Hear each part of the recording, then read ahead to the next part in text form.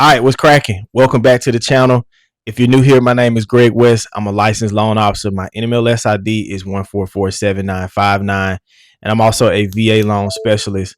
And I help military veterans and active duty service members all across the country utilize one of the most powerful wealth building tools known to man, and that's the VA loan.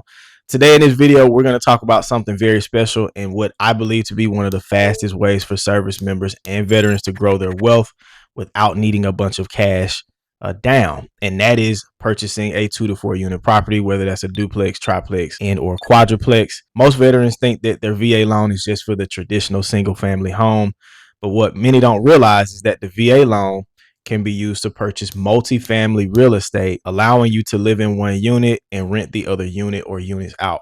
Throughout this video today, I'm going to show you how this works, what you need to qualify, how projected rental income works, how much money you need saved up, different rental property strategies that can explode your cash flow, how disabled military veterans can use property tax exemptions to drastically reduce their mortgage or housing expense. And finally, if you don't have the best credit, I'm still going to show you how you can get approved as long as your credit score is at least a 500 or better. By the end of this video, you're not only going to understand how all of this works. If you did not go to the military, you might be rethinking your whole life. So don't click off this video, like this video, comment, subscribe, and share this with another veteran. Okay, so why even buy a multifamily real estate property when you can just buy a single family property at 0% down using the VA loan? I want to preference everything I'm going to say on this part of the video by letting you know that one is not bad and the other one good. I do believe that, buying multifamily real estate is not for everybody. Sometimes it just makes more sense for a family to purchase a single family home versus a multifamily home. But I believe that house hacking is one of the greatest ways to build wealth. You can house hack with both single and multifamily property, but you can get there faster if you buy the right multifamily property. So let's go ahead and compare. With a single family property, there's one mortgage payment, there's one source of appreciation, and unless you leave the property and put another family in it, there's no rental income. Versus a multifamily, you're going to live in one unit, right? The VA does require for you to live in one unit. Most lenders are going to want to see you living in that property for at least 12 months. So please don't commit mortgage fraud or do anything silly. But you're going to live in one of the unit and then you're going to rent the remaining units. From there, once you rent the remaining units, if you purchase this property for the right price on the right side of town and you can rent out the other unit or units for the right amount, then that will drastically reduce or eliminate in some cases your mortgage payment or your housing expense. And guys, this is the way to fight inflation, right? Sometimes fighting inflation means to make more money on your job or to go invest into a business, but sometimes a more practical way is to start at home. And this is why multifamily real estate can allow you to house hack your way to financial freedom.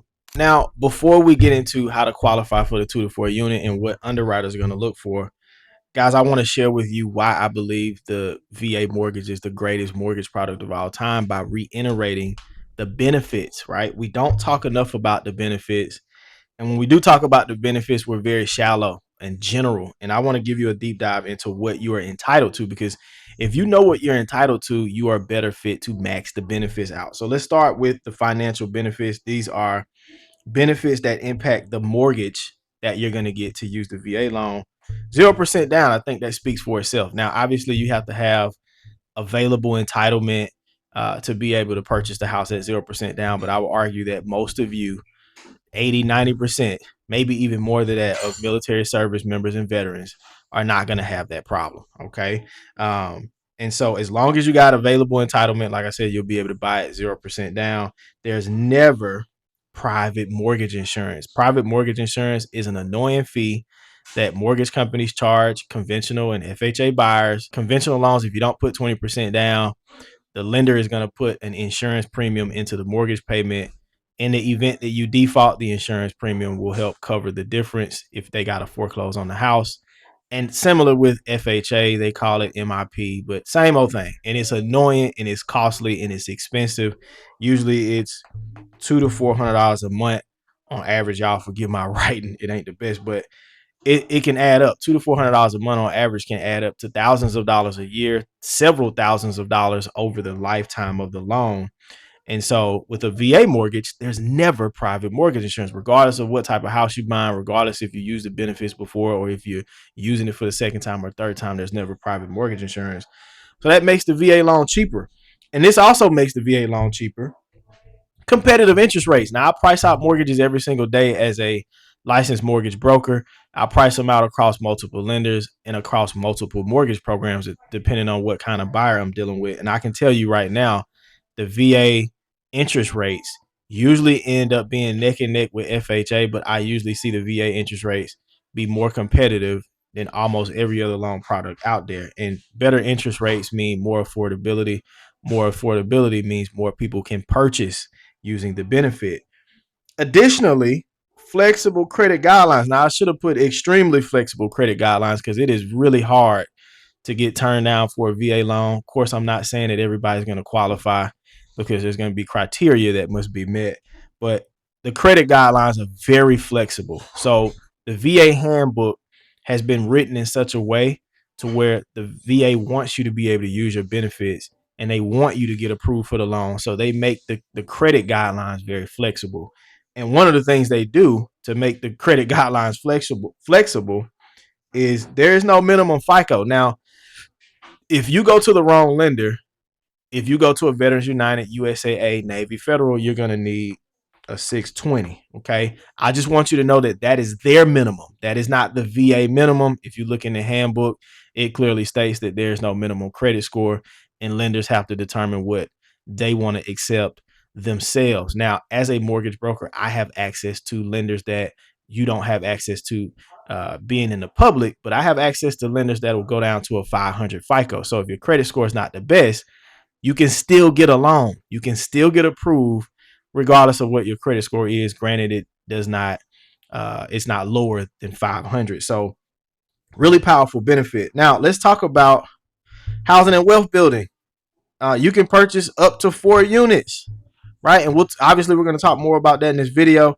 You can even purchase mixed use commercial properties. Now that is another video for another day. I'll probably make a whole nother video explaining how that works. But if you're interested in getting into commercial real estate and you live in a city and state where you can purchase a property that's attached to a business, the VA will allow that under certain very strict criteria, but you can use your VA benefits to purchase a mixed use property at 0% down. I literally don't hear anybody talking about that, but that is a thing, right? Buying a 2 to 4 unit, as we'll discuss more in this video, allows you to live in one unit, rent the rest, and use projected rental income to not only help qualify for the loan, but to offset your housing expense.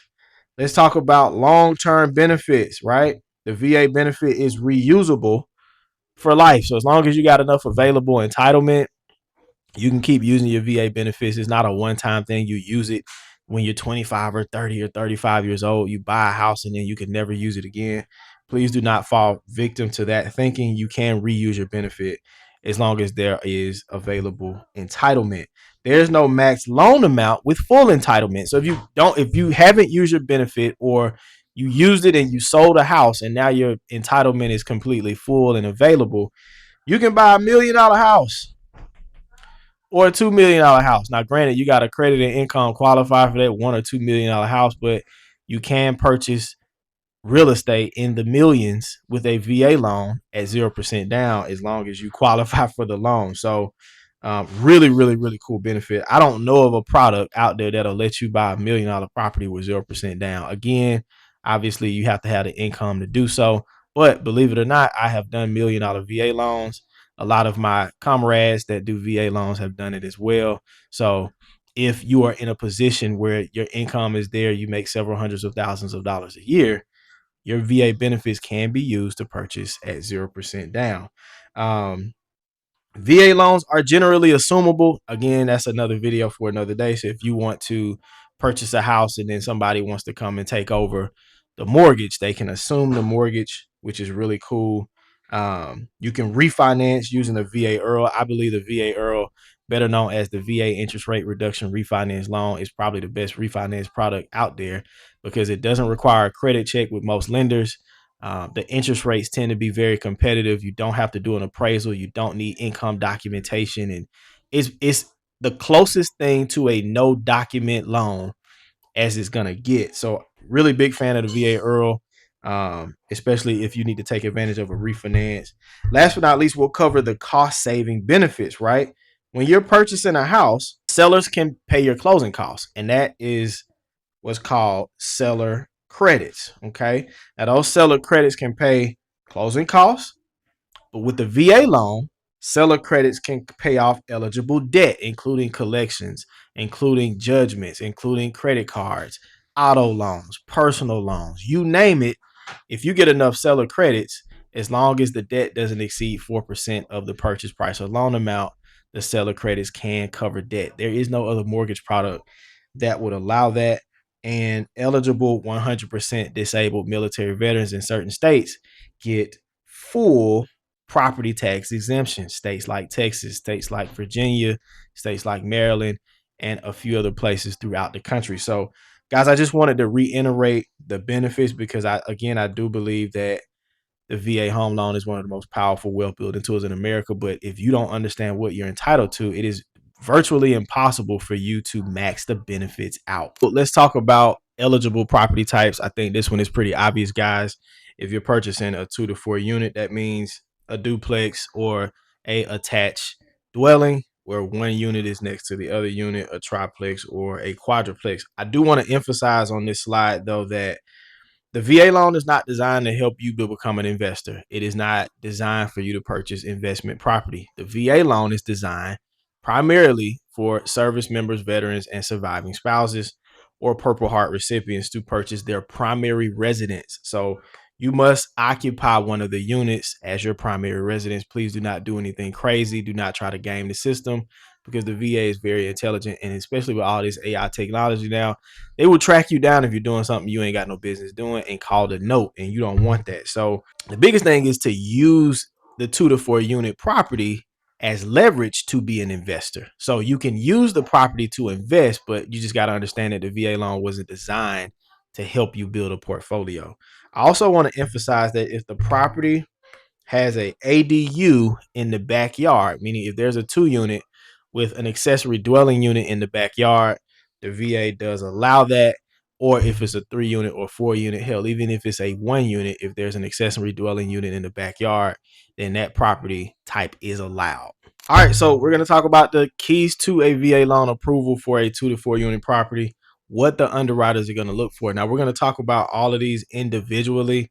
So we'll dive a little deeper, but I wanted to give you a quick overview so that you'll know what's expected of you when you apply for a VA loan. Now, probably one of the most important things you're going to see on this entire list is what's called the COE, better known as the Certificate of Eligibility. This is the golden ticket to using your VA loan.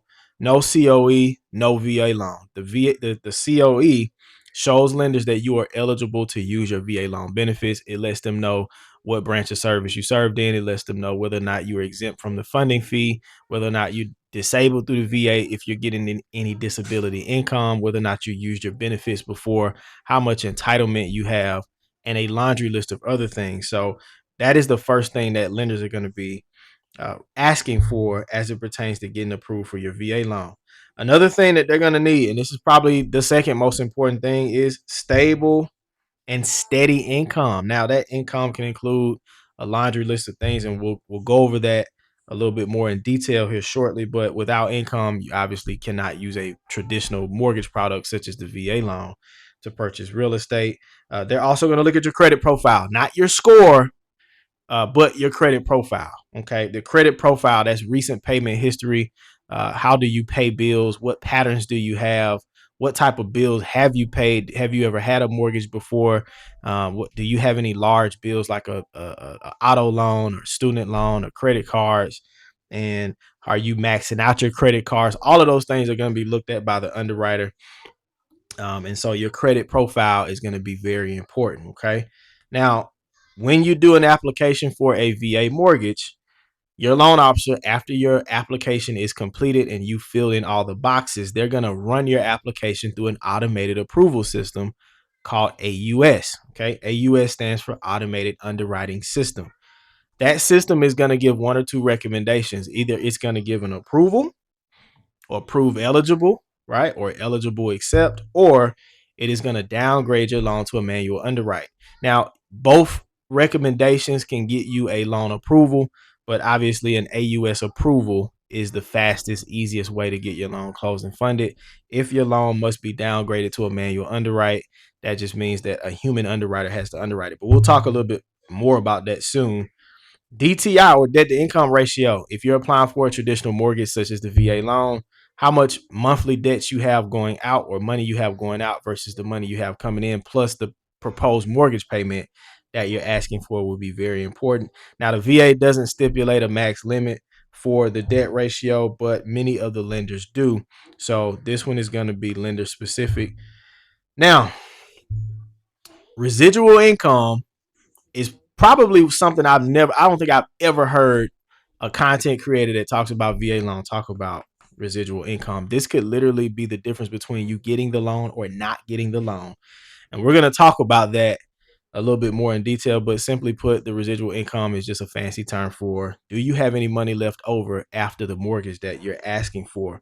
We're going to talk about reserves. In most cases, if you're purchasing 2 to 4 unit and using projected rental income, you will need reserves or money saved up that is not touched during the transaction, because the VA and the underwriters do not want you being house rich and cash poor because you're buying multiple units, right? So, and we don't want you to do that.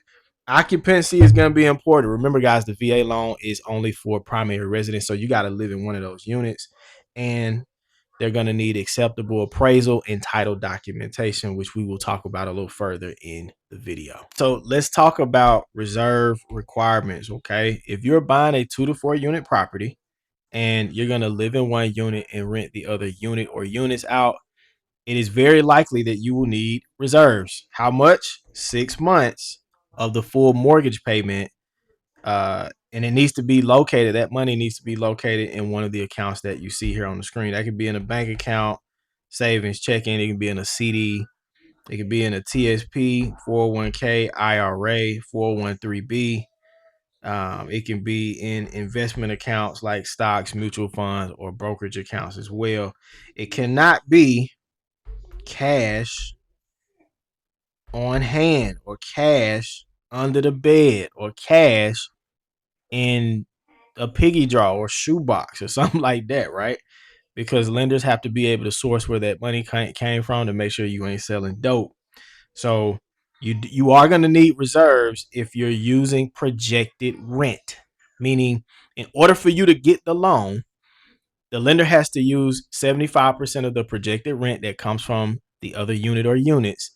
If they have to do that, which 9 times out of 10 they probably will, you're going to need reserves because the VA doesn't want you to be cash poor. So this is going to be very important to make sure that you have those reserves available. Now, I do want to emphasize that the reserves don't need to be money that you're spending at closing to get the house, but you need to be able to show lenders, hey, if all hell break loose, I can manage myself, this other unit or units without the world coming crashing down, and I can still maintain this property. That's the whole point. And I think that this is a great guideline. I know some people don't like it, but I don't think you should be buying real estate property, especially multiple units, if you're broke, because obviously we know that that can be a disaster. All right, so let's talk about acceptable income sources in order for you to qualify for a VA loan. The general rule of thumb that I want you to remember is the VA is very strict about making sure your income is steady, stable, verifiable, and likely to continue. So if you are active duty, right, that income is acceptable by the VA. You can use your base pay. You can use basic housing as income, as qualifying effective income, and basic allowance for subsistence, along with flight pay, hazard pay, special duty pay, drill pay, etc. Now, I do want to emphasize, right, that basic housing and basic subsistence, that income is not taxable by the IRS, and as a result, lenders can gross it up by 25%. So that means that you could potentially qualify for more with the gross up rule. So please keep that in mind. If you have separated from service and you are back in the civilian stage of life and you have employment, you have, employment income, you can use that employment income with a W-2 job with salary, overtime, bonuses, commission, and hourly income. Okay. As long as the job you have is subject to being verified as stable and reliable, and you're going to likely be there, underwriters will use that income. Self-employment, if you are self-employed and you got tax returns to support your income, if you're an independent contractor and you get paid a certain amount, then you can use self-employment income as a sole proprietor, LLC, partnership, corporation, etc. Lenders are going to want to see 2 years. Y'all gotta forgive my writing, but 2 years of income taxes. So please make sure you file those correctly. Please make sure your CPA does not write off every single thing, including the air you breathe, and claim negative income, because the underwriter is gonna look at that like you don't make any money and you're in the negative to run your business. So that is gonna be incredibly important. If you are retired or have some type of government benefits, right? You can obviously use that income, including VA disability. Now, VA disability is subject to the gross up rule, which means if you make $4,000 a month, lenders can gross that up by 25%, which means 4K is 5K per month on your application, which helps your buying power and helps you to qualify for more. But you also can use military retirement, pension income, Social Security, disability, Social Security retirement, civil service retirement, and any other retirement income that you have, as long as you have an award letter. Okay. So that's going to be very important. Lenders love this type of income. It makes your loan so easy for them to underwrite. And so if you got retirement or government benefits, you can use that income. Rental income is acceptable as well. Now, the really cool thing about purchasing a 2 to 4 unit property is that we can use projected rent, which we talked about earlier, and we'll talk about a little bit more. So if that property can rent for a certain amount, the appraiser is going to come out and say, hey, based on the market and based on the area, this property can rent for $2,000 a month. Lenders will use 75% of whatever the appraiser comes up with towards your effective income. If you have existing rental properties and you make rental income from that, lenders will allow you to use a lease agreement, and sometimes they'll want Schedule E.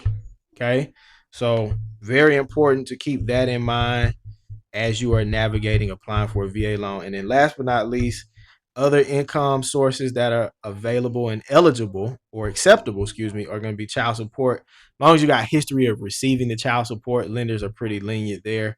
Alimony, same thing, as long as you got history and you can show that you get that money deposited every single month.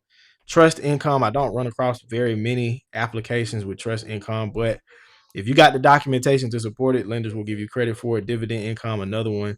Dividend, interest, and royalty income is not something I come across very often, but nevertheless, they are eligible income sources through the VA. All right, so let's talk about projected rental income. Now, this is going to be probably one of the most important slides of the entire video, because using projected rental income in a 2 to 4 unit is honestly in most cases what allows you to get qualified for the loan if you don't have very strong income. So the way this works is this. Let's just say you're buying a 2 unit property. Okay, you're going to live in 1 unit and you're going to rent the other unit out. Okay, so we got to determine how much the other unit can rent for. And the way we determine that is what's called a 1007 appraisal. You're going to pay for that. The lender's going to order it. The appraiser is going to go out to the property, inspect the property, appraise it to make sure you're buying it for what it is actually worth or more. And then they're also going to tell us how much the other unit can rent for based on that market, right? So let's just say the other unit can rent for $2,000 a month. Lenders are going to give you credit for 75% of the gross market rent.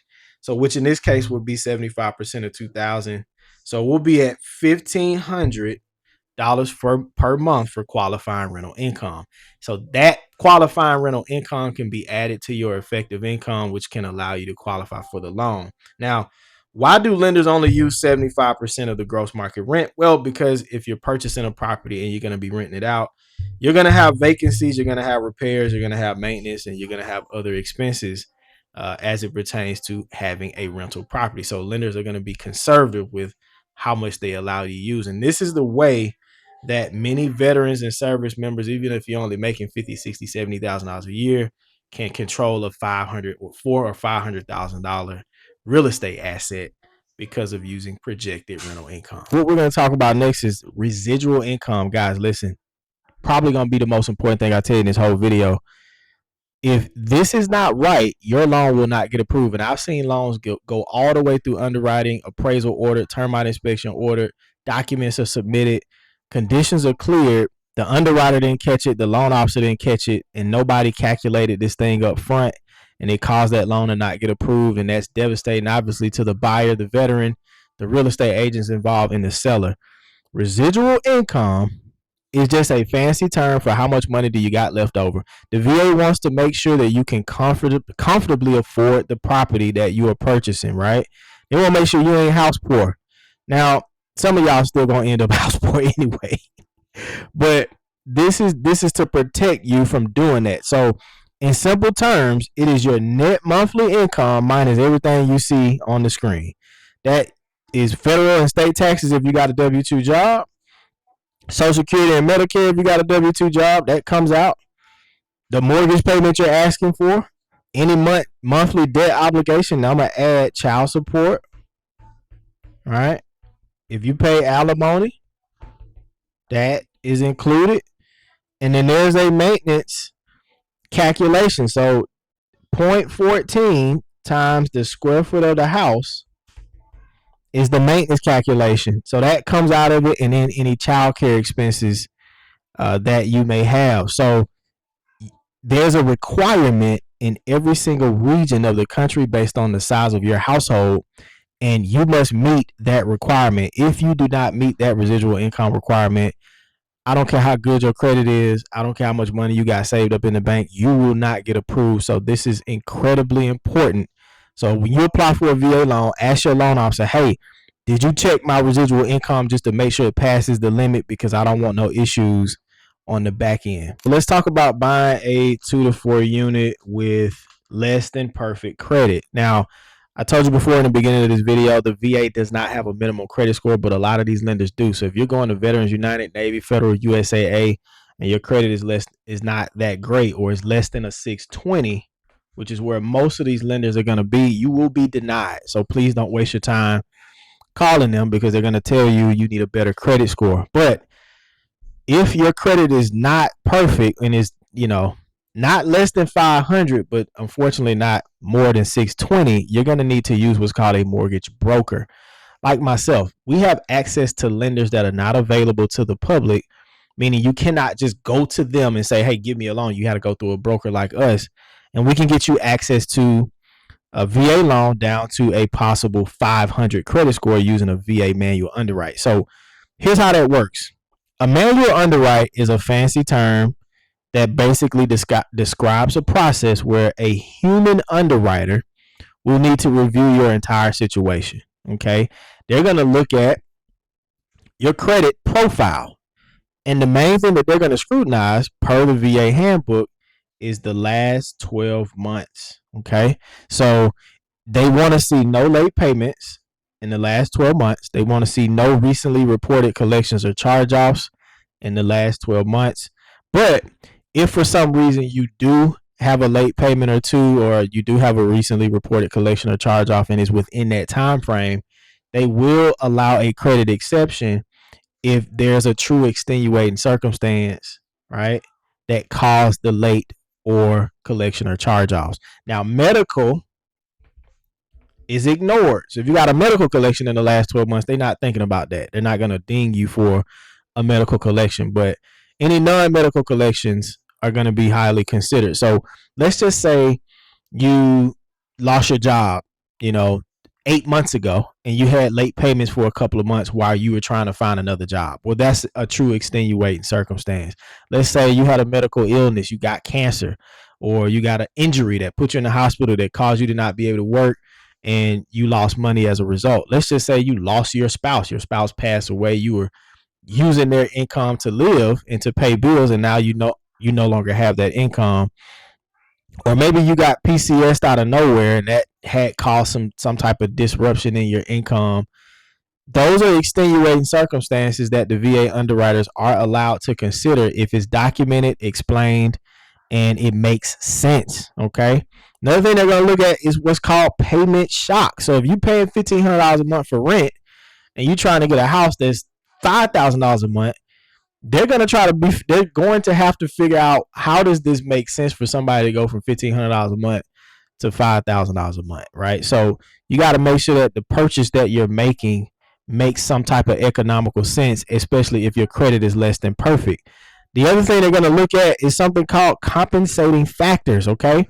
This is strong cash reserve, strong residual income, which we'll talk about in a second, stable employment, and positive housing history, meaning you pay your rent on time for 2 years in a row, and the landlord is willing to document that. So if you got less than perfect credit, please take heart. Do not be discouraged. I close 500 plus credit score loans for veterans and service members all the time. Every single month, I'm able to close 550, 520, 580 credit score. So if you're in that boat, you need to follow the guide on the screen to be able to get approved. Okay, guys, so let's talk about rental property strategies to maximize your cash flow.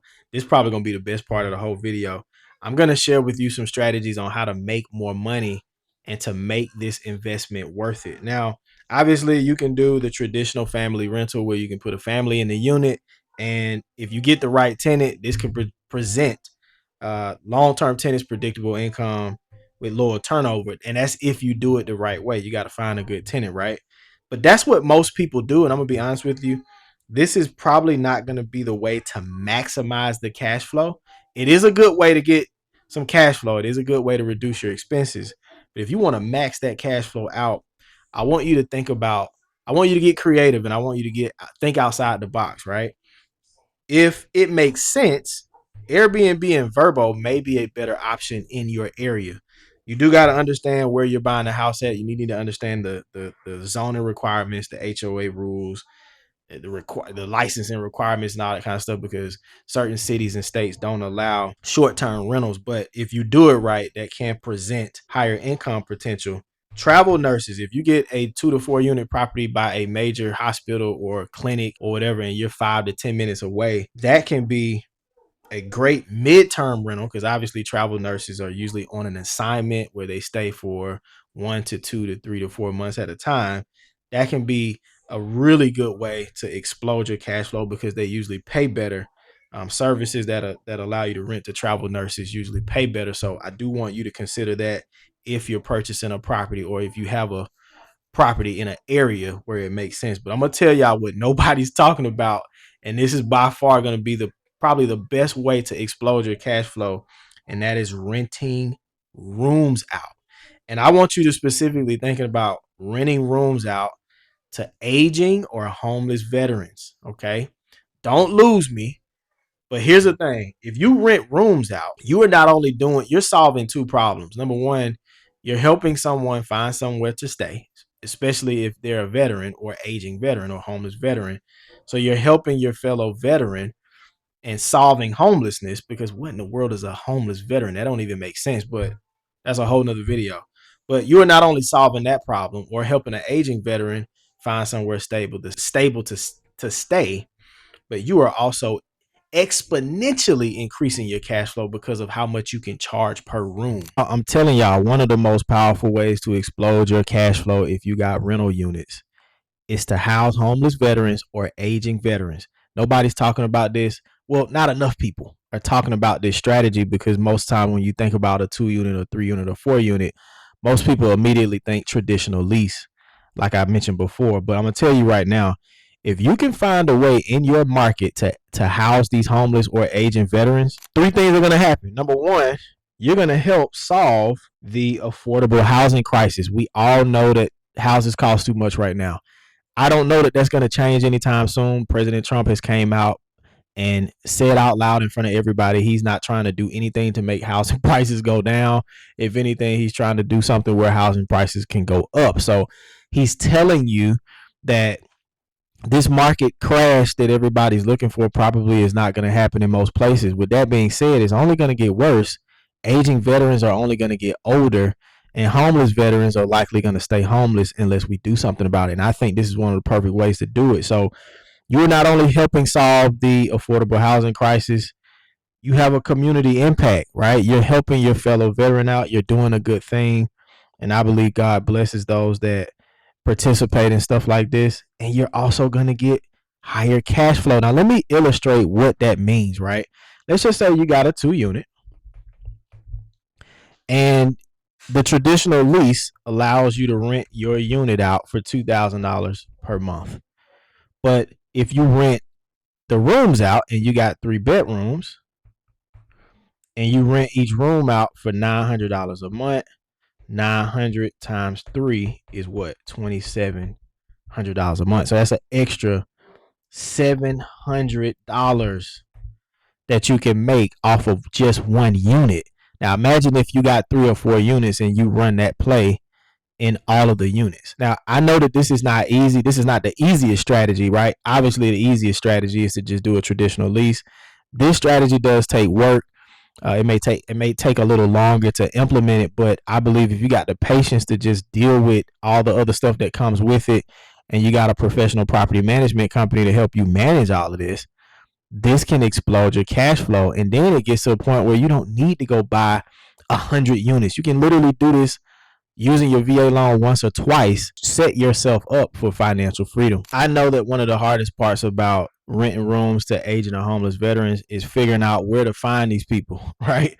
Like, where do you find the folks to put in the house, and how do you know you're getting a good tenant? So we're going to talk about that. It's actually pretty simple. It's not easy, and you do have to do a little digging. You are going to have to do some work, but you can find the VA medical center in your city. If you have one in your city, is going to be the first place I would go, because what happens is the VA medical centers have caseworkers that have relationships with veterans that are struggling in some way. And in a lot of cases, they are looking for people like you that have rooms or houses or units available where you can house these people. And so the VA medical center is, I would find a caseworker at the VA medical center. That's probably the first thing I'll do. And another thing that's really simple to do is I would call every nonprofit organization that will pop up on Google that's available in my city. And I will also call homeless shelters, because sometimes homeless shelters and local organizations in your area will pay you to get folks out of their facility so they can make room for more. And sometimes they'll pay you a lot of times up front, or you can get a contract with them. So the medical center and homeless shelters and nonprofit organizations is where I would start. Now, there's another program called the HUD VASH program. It's kind of similar to Section 8, but just for military veterans, and they will pay you as well. There are going to be restrictions and requirements and stuff in your city and state and zip code, so you want to make sure that you do the research on that. But finding a homeless or Asian veteran doesn't have to be insanely difficult, but you do have to put in a little bit of work, because it's not going to be the traditional lease where you just put a sign out, somebody drives by, or you get a real estate agent to put a sign out and put a post on Zillow or Realtor. It's a different way of finding people. So this is the way to find the veterans. We're going to talk about another way to explode your cash flow, and that's to be 100% disabled and purchase in places like Texas. Now, there are other states that this applies to, but you'll have to look that up and make sure that your state offers the full property tax exemption. But if it does, you will not only lower or completely eliminate property taxes, which is going to lead to a lower, more affordable monthly payment on your multifamily property, which is also going to go and help you get approved for more, which is going to lead to higher cash flow. Now, here's what needs to happen. I know for a fact in the state of Texas, you get a 2 to 4 unit, you got to live in the property as your primary residence to qualify for a full-blown exemption, and the property must be on one parcel. All right? So it can't be sitting on multiple parcels. It has to be on one parcel. Before you move forward, you can call the local county appraisal district just to make sure, like, hey, I'm a 100% disabled veteran. Will I get my full property tax exemption? You also want to make sure you work with the right loan officer who can help you navigate this. But this is a surefire way to literally explode your cash flow. Is simply just being 100% disabled. And last but not least, we made it to the end of the video. These are common mistakes that I myself see veterans make all the time. Number one is waiting on perfect credit. While you're waiting on perfect credit, I got a 640, but I want to wait till I get a 740 because don't they give me a better interest rate? I mean, possibly it gets you a better interest rate, but at what cost?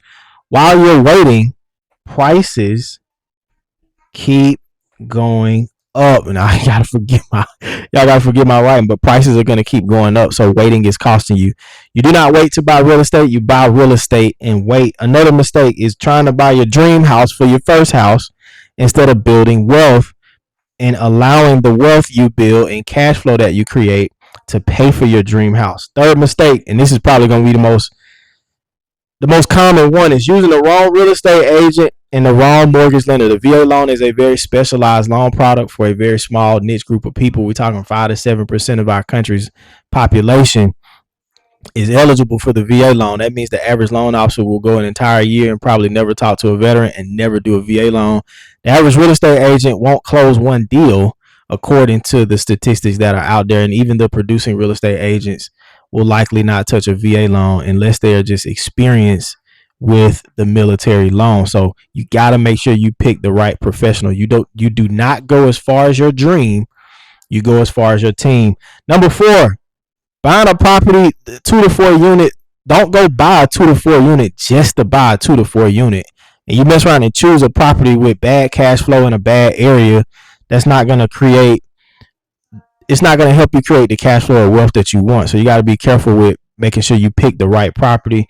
And then last but not least is trying to self-manage if you're brand new and you've never had a rental property before. That is a huge mistake, especially if you don't have the time to put into that, because you will need it's a business at the end of the day. If you got a rental property, you have to treat it like a business. So those are the 5 most common mistakes I see. Please don't get caught up out here. Please don't get hit with the okie doke. Don't get finessed, and make sure you work with the right people. Made it to the end of this video. Thank you so much for watching. If you are in Texas, Georgia, Florida, California, Illinois, Maryland, Virginia, North Carolina, I think I may be licensed somewhere else, but I can't remember. But if you're licensed, if you're trying to purchase a property, a 2 to 4 unit real estate property using a VA loan or whatever you're trying to do with your VA loan, I am a VA loan specialist and I can serve you. Visit the website. I put it on the screen. It's www.gregthemortgagementor.com. Please like, comment, subscribe, and share this video with a fellow veteran. And stay tuned for more videos. Peace.